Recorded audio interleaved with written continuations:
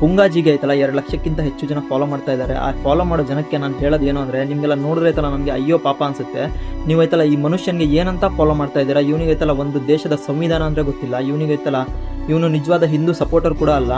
ಇವನು ಬರೀ ಒಂದು BJP ಈ ಪಾರ್ಟಿ ಸಪೋರ್ಟರ್ ಅಷ್ಟೇ. ಇವನೈತಲ್ಲ 20 ವರ್ಷ ಆದಮೇಲೆ ಈ BJP ಈ ಮೋದಿಜಿ ಎಲ್ಲ ಎಲ್ಲಿರ್ತಾರೆ, ಇವನೈತಲ್ಲ ಯಾರನ್ನು ಸಪೋರ್ಟ್ ಮಾಡ್ತಾನೆ ಅಂತಲೂ ನನಗೆ ಗೊತ್ತಿಲ್ಲ. ಫಾರ್ ಎಕ್ಸಾಂಪಲ್ ನೀವು ಐತಲ್ಲ ಇವಾಗ ರಾಷ್ಟ್ರೀಯ ಸ್ವಯಂ ಸೇವಕ ಸಂಘಕ್ಕೆ ಸಪೋರ್ಟ್ ಮಾಡ್ತಾ ಇದ್ರೆ, ಅದರಲ್ಲಿ ಮೇನ್ ಲೈನ್ ಏನು ಹೇಳಿ? ನಮಸ್ತೆ ಸದಾ ವತ್ಸಲೆ ಮಾತೃಭೂಮಿ ತ್ವಯಾ ಹಿಂದೂ ಭೂಮಿ ಸುಖನ್ ವರ್ಧಿತೋಹಂ.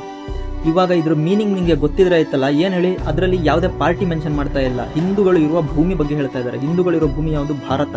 ಇಲ್ಲಿ ಇವತ್ತು BJP ಇದೆ, ನಾಳೆ ಕಾಂಗ್ರೆಸ್ ಬರ್ಬೋದು, ಆಮೇಲೆ ಆಮ್ ಆದ್ಮಿ ಬರ್ಬೋದು, ಯಾವುದಾದ್ರೂ ಬರ್ಬೋದು. ನಾವು ನಮ್ಮ ದೇಶಕ್ಕೆ ರಕ್ಷಣೆ ಮಾಡಬೇಕು, ನಮ್ಮ ರಕ್ಷಣೆ ಮಾಡಬೇಕು, ಅದ್ರ ಬಗ್ಗೆ ಹೇಳ್ತಾ ಇರೋದು ಇದರಲ್ಲಿ.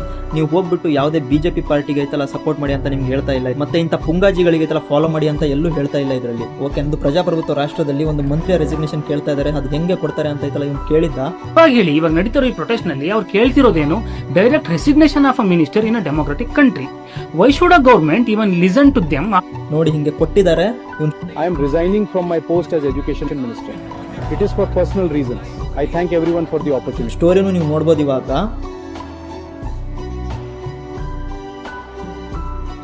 ಈಗೈತಲ್ಲ ಇವ್ನು ಹೇಳಿರೋದೆಲ್ಲ ಸುಳ್ಳಾಗೋಯ್ತು, ಏನೇನೋ ಆಗೋಯ್ತಲ್ಲ. ಅದಕ್ಕೈತಲ್ಲ ಇವಾಗ ಎಲ್ಲೆಲ್ಲಿಂದಾನೋ ಏನೇನೋ ಕನೆಕ್ಟ್ ಮಾಡಿ ಏನೇನೋ ಮಾಡ್ತಾ ಇದ್ದಾನೆ. ಒಟ್ಟು ಇವನ ಹತ್ರ ಹೇಳಕ್ ಏನು ಟಾಪಿಕ್ ಇಲ್ಲ. ಇದೆಲ್ಲ something. I think the game is not yet begun bro. ನನಗೆ ಹೇಳೋದೇನು ಅಂದ್ರೆ, ಗೇಮ್ ಈಸ್ ಓವರ್.